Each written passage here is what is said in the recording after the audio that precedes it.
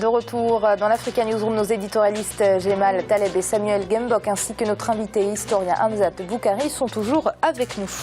Montrer l'Afrique, cette Afrique qui bouge et cette Afrique qui gagne, c'est l'objectif de la jeune journaliste congolaise Ifrikia Kenge. Elle est journaliste indépendante et elle a créé son propre site internet Ifrikia Mag pour parler positivement de son continent mais surtout sortir des clichés. Notre correspondant au Congo, Prince Bafolo, l'a rencontré. Voyez donc son reportage. Elle s'est proposée de revisiter le journalisme numérique. La Congolaise Ifrikia Kenge, 28 ans, journaliste indépendante, a lancé son web média Ifrikia Mag. Principal objectif, donner la parole aux Africains qui font bouger le continent, mais qui sont très peu connus. Historiens, photographes, commerçants, chanteurs, Ifrikia donne la parole à tous ceux qui font vivre l'Afrique au quotidien. Ces jeunes sont des artistes et musiciens en quête de visibilité. Ifrikia a décidé de tourner un reportage avec eux pour son site internet. C'est un très grand plaisir parce que pour nous, c'est quelque chose de vraiment grand, de merveilleux parce que ça va nous permettre que nous puissions être visibles sur le plan mondial. Et comme ça, il y a des producteurs et des tas de gens, des festivals qui peuvent voir ce que nous faisons et ce que nous sommes capables de faire. Ifrikia Mag a une spécificité. Tous ses contenus sont produits grâce à un téléphone portable. Avec cet ancien photographe, elle tourne sur l'évolution de la photographie, son histoire, les poses d'hier et d'aujourd'hui. Sur son site, Ifrikia, dont le nom est tiré du nom Afrique, traite plusieurs sujets pour redorer l'image de ce continent qu'elle affectionne tant. Quand j'allais à l'extérieur, je rencontrais des gens, l'image qu'ils voyaient de l'Afrique, c'était quelque chose de négatif. On parle de guerre, on parle de pandémie, d'épidémie, donc il y a Ebola, VIH, SIDA. Donc moi je voulais montrer une Afrique que moi je voyais, une Afrique qui était bouillonnante, différente, loin des clichés. Et moi je me sentais un peu investie par ce rôle-là. Lancé depuis juillet 2014, Ifrikia Mag a donné naissance à une structure de communication et Ifrikia Kenge se propose de transmettre son savoir dans le domaine du numérique. Invitée sur plusieurs plateformes, elle encourage les jeunes filles congolaises à s'intéresser au métier du numérique. Monsieur Boukari, une initiative qu'on ne peut que saluer, bien évidemment. Oui, tout à fait, c'est extrêmement positif. Je crois que l'Afrique a besoin de ce genre d'initiative qui change l'image qu'on a d'elle. D'autre part, je crois que sur la blogosphère, il y a de plus en plus de sites et d'initiatives panafricaines qui vont dans ce sens-là. Donc je pense qu'on ne peut que la saluer, d'autant plus qu'il y a un travail pédagogique, puisqu'il y a une volonté de transmettre cet usage des nouvelles technologies de l'information à des jeunes femmes. Donc il y a une capacité de créer quelque chose de plus large et de plus global. Oui, j'ai mal un très beau projet. Si, incontestablement. Je pense qu'on peut montrer des choses positives tout le temps pour mettre en avant donc l'Afrique qui marche. On peut aussi montrer des choses pas positives, mais le regarder de façon positive. Dire voilà ce qui ne va pas, mais tout d'abord ne va pas mal, ensuite ce qui ne va pas, voilà pourquoi il ne va pas et voilà en quoi nous sommes capables voilà de l'améliorer. Voilà, c'est-à-dire que moi quelqu'un me disait la semaine dernière, il me dit oui, voyez-vous, c'est très difficile de faire une société sur le continent africain et dans beaucoup de pays pour une raison simple, c'est que quand vous sortez, le bitume ne marche pas, l'électricité est coupée 3 heures par jour, le téléphone n'est pas en bon état, la connexion Internet ne marche pas. Ça, on peut le mettre en valeur encore une fois et dire voilà qu'est-ce qui ne va pas, mais en même temps, à côté de ça et en dépit de cela, il y a des entreprises qui sont un bel exemple de succès et qui marchent très bien. Ce genre d'initiative est de mon point de vue une bonne chose et j'encourage absolument. Oui, Samuel, alors que les Africains parlent positivement de l'Afrique, c'est bien, mais le véritable progrès, c'est quand ceux qui ne sont pas africains donneront une bonne image de notre continent. Je pense que pour que ceux qui ne sont pas africains donnent une bonne image de l'Africain, il faut que l'Africain travaille d'abord en soi sur son propre développement. Je pense que ce qui est proposé par Madame ou Mademoiselle Kenge, c'est justement aussi le sérieux qu'elle a pu faire, qui est à attribuer à l'originalité et la pluridisciplinarité de sa formation.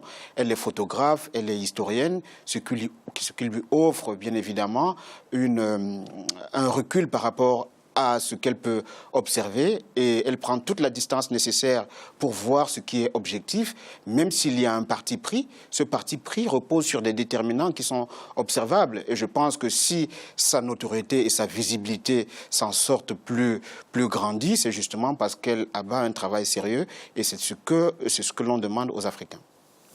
Et le Maroc pourra donc disputer les CAN 2017 et 2019. Le comité exécutif de la Confédération africaine de football, réuni ce dimanche au Caire, capitale égyptienne, s'est aligné sur la décision prise jeudi par le TAS, le tribunal arbitral du sport, annulant ainsi l'exclusion de la Fédération royale marocaine de football, qui avait refusé, nous vous le rappelons, d'organiser la CAN 2015 par crainte de l'épidémie d'Ebola. Un sujet de Jean-Célestin Edjangué et Aminata Diak.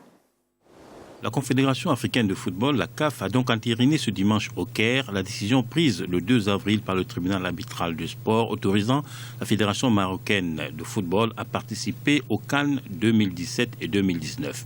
Une attitude qui clôt définitivement un différend créé par le refus du royaume chérifien d'accueillir la CAN 2015, notamment pour cause d'Ebola. Pour de nombreux observateurs, la CAF n'avait pas vraiment de choix que de s'aligner sur la décision du tribunal arbitral du sport. Le tribunal arbitral du sport a rendu une décision de justice qui oblige la CAF, car la CAF a accepté en dernière juridiction le tribunal arbitral du sport, c'est-à-dire que la CAF ne peut pas faire appel de cette décision-là. Donc le tribunal arbitral du sport a mis la CAF face au pied du mur.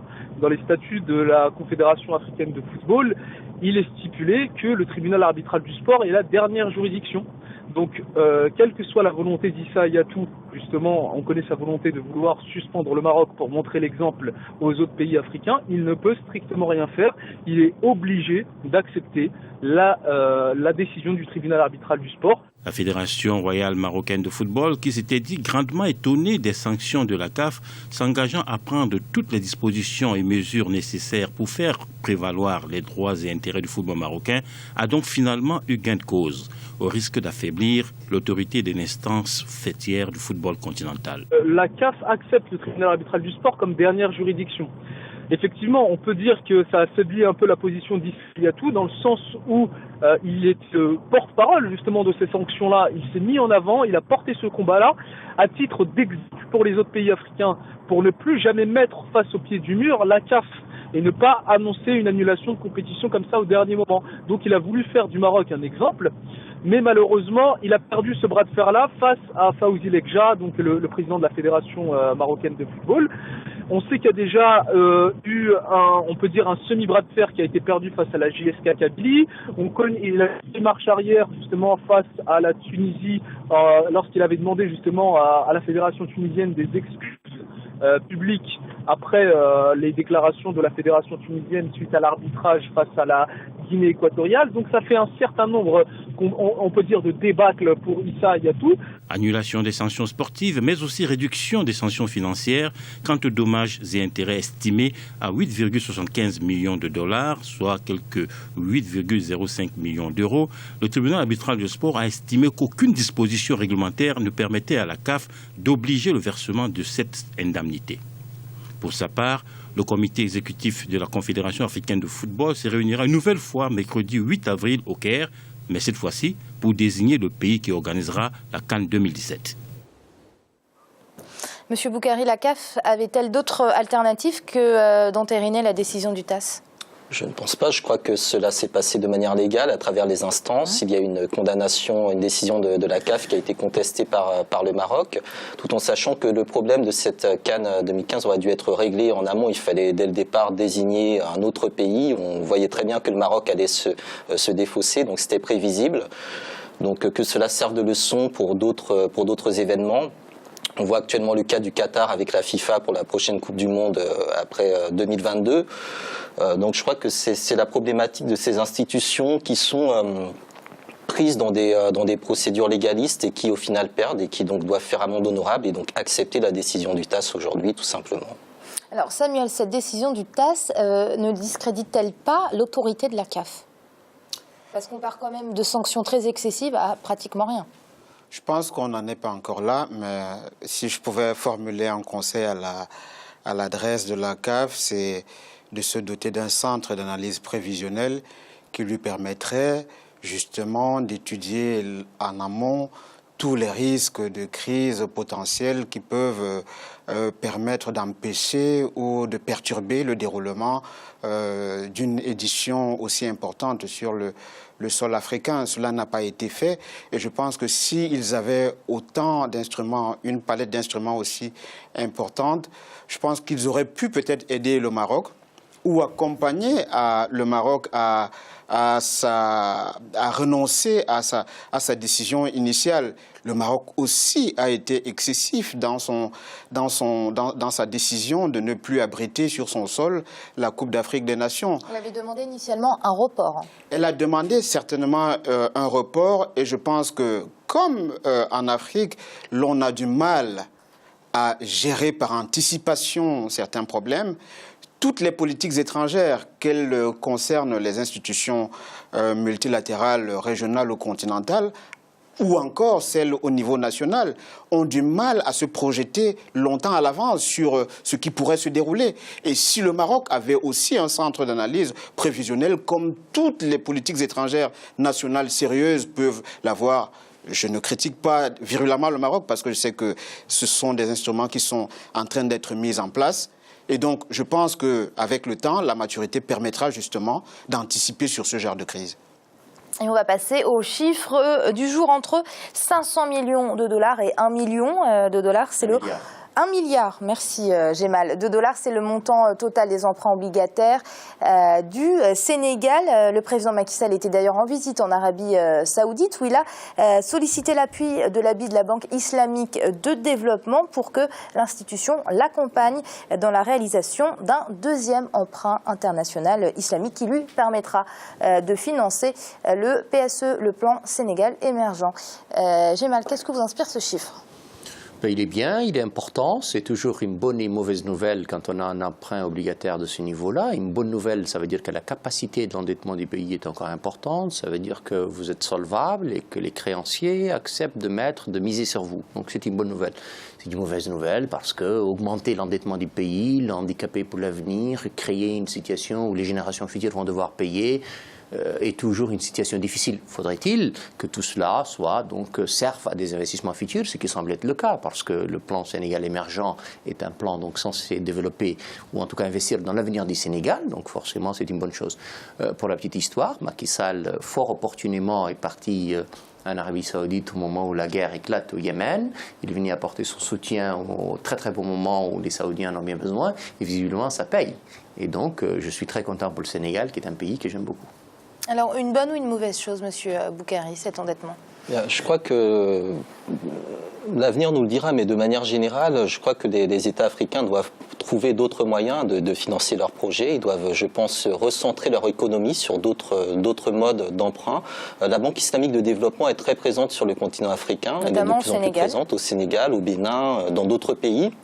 Elle attire un nombre croissant de chefs d'État africains parce qu'il y a effectivement une capacité de financement qui est présente, qui est peut-être beaucoup plus intéressante que d'autres bailleurs de fonds.